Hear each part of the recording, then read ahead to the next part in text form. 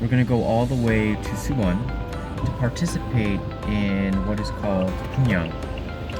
This is when you want to buy some real estate at its first price. So you can kind of think of it as like the IPO price of a stock. So before it goes on to the open market, who are the first buyers of an apartment, or in this case, an officetel.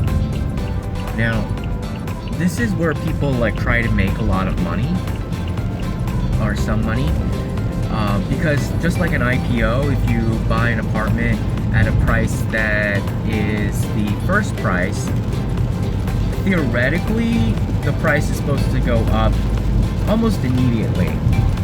And so people who want to be able to afford a place to live, that's one way to cut down on the price of the acquisition. But for people who speculate in property, and this is where a lot of these anti-speculation rules have come in, is that they just try to go and get the apartment with no intention of living there and then just flipping it. Now, you can flip it in at multiple times in the entire sales process. So usually when these IPO prices are given for an apartment complex or unit, they're not even built yet. You may have to wait 1 to 3 years before the apartment is finalized. And yes, there is a risk during that time that the apartment will never be finished or something goes belly up with it, but most of the times it all kind of is completed. So where can you make money on this? Well, so when you go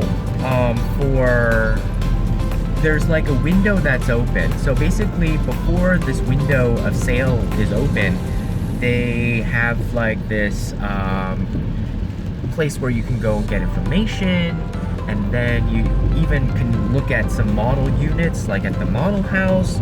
And so the place that we're going to are officetels that are like 3-bedroom officetels. So they're essentially like apartments, but they don't fall under the apartment rules. So anyway, so you go take a look. If you like it, then you go and you do what's called cheongyang, which essentially means that you're going to put down, and in this case, $1,000 for the chance of getting the right to buy the IPO. So this is like even before the IPO. There's so many people who want to buy it. I think there's about like 750 units, but apparently 60,000 people have gone through the model house. So to make it fair, they do a lottery. To buy your place in the lottery, you pay $1,000, and in this case, you can do up to 4. Now, if you don't make it, then they return your money, and I think it's right away. We have to kind of check up on that. So then it's like no harm, no foul. If you do win, then within a week you have to sign the actual contract. And then when you sign the actual contract, I think you put down $10,000 and then about 10% of the sale price, which is in this case about $600,000. So you would need about $70,000 to then sign the contract, and then you have the right. You basically bought into this apartment. Now, along the way between the time when you put the down payment on, and then to the end of the completion, you're supposed to make payments along the way, and then by the end of the completion, you're supposed to have fully paid off this apartment. Of course, you can make loans along the way if you don't have all of the money. Now, where do people make money who are flippers? Well, even before you put down that, let's say like you got the lottery and you got the right to do it, and you have 1 week to make your actual down payment on the apartment so that it's in your name. Well, you can actually sell that spot to somebody else. Now, it doesn't really work that way in some places where speculation is heavy. They make sure that people are not flipping, and so they put like a window of time that you cannot do any sales on it. So basically that prevents speculative flippers. But a lot of the times, in the case of officetels, they are exempt from that rule. And especially if you go further away from Seoul, they are exempt from that rule as well. So you can literally, so today's Monday, you can literally put $1,000 down, and for a chance at the lottery. If you win the lottery, which is going to be done on Wednesday, then on Wednesday, let's say you get the lottery. So from Wednesday, and then I guess you have I think it's less than a week to make the contract. You can go to a real estate agent and sell it to somebody else who may want it. And they won't pay you $1,000 for it. They'll pay a premium. And so that's the game. It's like to guess how much of a premium people are willing to pay. I don't know how much weight to give it, but one article this morning that was released said that people would be willing to pay up to $20,000 for your, basically your lottery ticket. So, if you put down $1,000 on a Monday, by Friday, under this theory, you could make about $20,000. So, if you put down $1,000, then on Wednesday you get the lottery, and then by Friday somebody wants to pay you for that lottery thing, then you could come out with a profit. Let's say you hold on to it and you actually do make the contract, and you hold on for to the $70,000, or you put the $70,000 down and then it's in your name. Then starting from then, you can sell it at any point. And this is a strategy if you think that there's going to be bigger gains in the price. So generally, I would say for apartments, like big apartments in Seoul that cost about $700,000. If you got the apartment at the IPO price, then I would say you could make about $100,000. So if you wait and you have the apartment, then you can make some money, like bigger money. Or let's say you actually wait until it's completed. I mean, that's a great way to lock in a lower price with today's dollars for, something in the future, a future asset. Or if you really think that that is going to appreciate a lot by 100, 200, 300,000, so then that's the game. But I think a lot of people, it looks like, I don't think 60,000 people want to live there, honestly. I think there's a lot of people who are going in for investment speculation. So that is the journey right now. If I'm allowed to, I'll show you some of the footage from inside. This over there, y'all, is the line for people to get into the door. The door of the place where you can sign up for this property speculation. Look, don't even know where it ends. So not even the rain can keep people back from this. This is the dedication, man. Dedication to throw some money at people with the hopes of more coming back to you. Behind me here, that's the building where the model houses are and where you sign the contract. So the entrance is right there, sort of, behind the white tent. But we have to go around the entire block like a Disneyland. So we're starting there. See, we're at the end of the line, and then that's the front of the line. One block. Okay, time check. So it's 2 p.m. Are we gonna be here for 6 hours? We may have to do this in shifts. We're out of poncho, but it stopped raining. Now we're at 2 hour mark. 2 hours in this line. Gone about, let's see, so if the block has 4 sides, I've gone 1.5.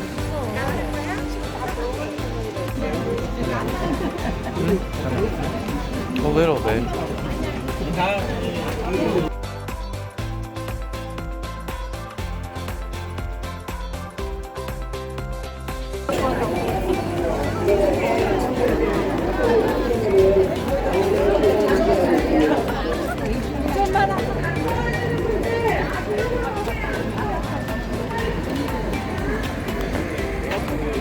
So now it's 6:30, 4.5 hour mark.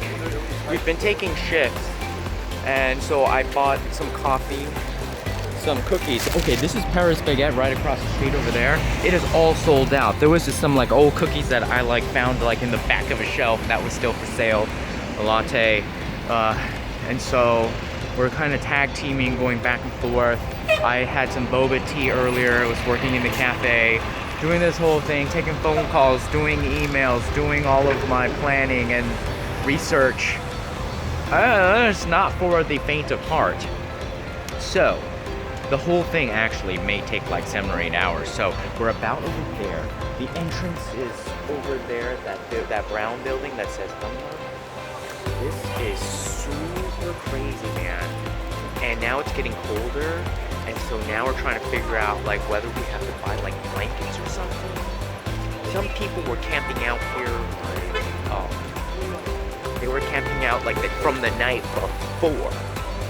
This is like worse than like Apple release of a new iPhone. Yeah.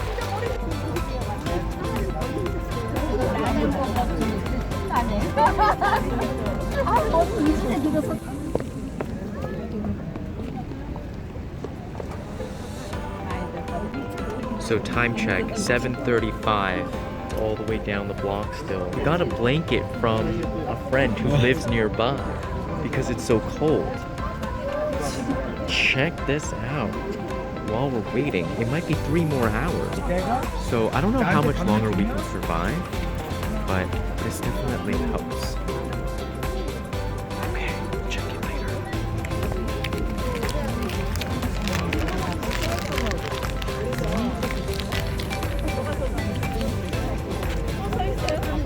This is my dinner now.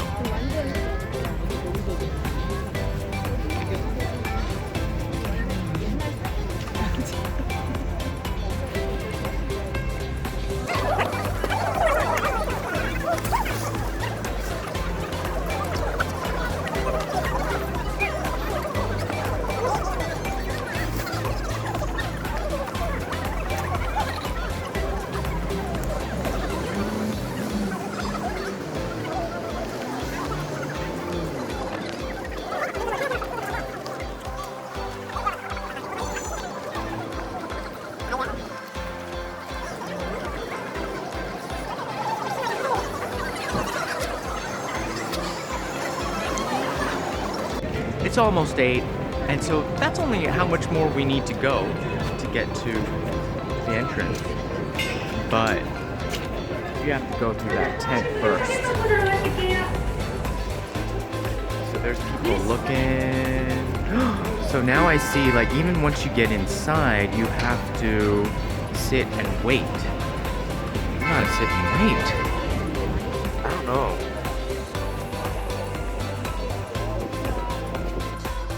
Part of also trading off times is I'm in a cafe, I'm working, and it is 9 o'clock now. 7 hours. 7 hours of waiting, standing. So I'm kind of in a corner of the corner, recharging my phone, recharging the headset so that I can maybe, while I'm standing in line, watch something so that the time goes by faster. We're near the finish line. We're near the finish line. It was like an hour, and in an hour, the line moved to like 10 meters. 1시간이었지. So this might be a situation where this is done at like 2 a.m. Like a new situation. We might have to now take some shifts to sleep. So you all, I'm telling you, this back here, see this line? See this line up there? That's the real Korea now. A lot of you might be wondering what we're doing. Are we freaking out about North Korea? No, we're freaking out on trying to get the rights to buy a piece of the Korean dream, an apartment or an officetel, real estate, and being able to flip it. That's what all these people are here for, and there is no nobody's thinking about Kim Jong-un, okay? Look at that. Look at all these people. They're waiting in line. Check. 10 p.m. and I think the officials over there, see there's some very angry people here now. I think they're saying, see? Yeah, he says it took like basically 3 hours to go like 30 meters or 20 minutes. And they're complaining with this guy. See those like guys in the red? So people are really upset, but he's being like just, you know, ain't gonna move me around. So it could be about 12 hours from now. And he says like, you know, we're gonna honor everybody who came here by 5 p.m. But, you know, like the Hanwha people are kind of famous for being like little gangstery and security guards, like in the red ties. They definitely look a little bit like gangstery. So the problem is that there's only five employees apparently who are working to process all these people. So 5 people processing all these people in a very important transaction where they can't make mistakes. Of course, yeah, I think it will take 12 hours. Look at this. So like there's a whole line over there, and then that's the place where people need to go and get in. Yeah. So I'm gonna take a nap in the car now. I don't even think I should be here. Now, I asked, and you might be wondering, why don't they just do this all online and skip this whole BS? Well, apparently the running theory is that if you go online, or if you do it online, there's gonna be way too many people, and the people who really want it are the ones that are willing to stand in line. Remember earlier there was rain, cold, wind, and now it's night. People really want this. It is almost midnight and barely moved. Now we moved right into the front, but this is like turning into like some sort of crazy mob scene that's about to erupt. People are yelling and mad that there's been like 3 people coming out of there within the hour. You have all these people just wanting to throw their money at this company, and they can't work fast enough. So who are the bigger fools? The people standing in line who want to throw the money? Or the people inside who can't take the money fast enough? There's even police coming in and out. So this could take up to even easily, apparently, 3 more hours. Okay, so the odds are very slim. It's the amount of money that you can flip this for immediately. It could be worth it to some. Actually, if you have a lot of time, it's worth it. If not,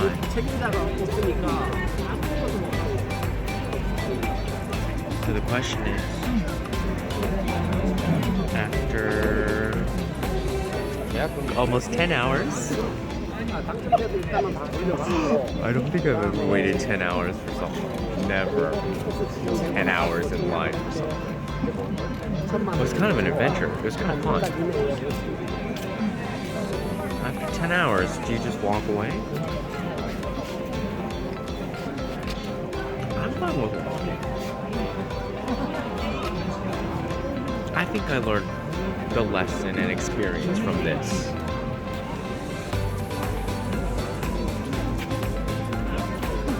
But what do you think? So we just said our tearful goodbye to our fellow line waiters. What do you call people who wait in line with you? oh my god, there's like people eating McDonald's here. And so it was just never gonna happen. Look, you have to get through this line, and then when you go up there, people were sent upstairs, and then you have to walk down. So this is just not my blessing. So you have to kind of like weigh this. So for me, this was actually kind of a fun 10 hours. I don't think it was that bad, actually. But, see, the thing is, it's getting like to midnight. Who wants to be, honestly, by themselves, holding a bag full of, you know, cash in the thousands, falling asleep at like 3 in the morning? And then who wants to go and then sign contracts at 3 in the morning, 4 in the morning, 5 in the morning, who knows, when it's sleep deprived, don't even know anything? No. I think this was the smartest thing. I think it's a learning lesson. And we're saying, bye-bye, girl, bye-bye. Not doing it. All right, guys, so I hope you enjoyed this adventure. This was a very interesting life lesson. And we wanted to kind of leave before it got really ugly. You know, it's kind of like you don't want to be there at closing time at the club. So we're saying bye-bye. Off to another adventure, maybe next time.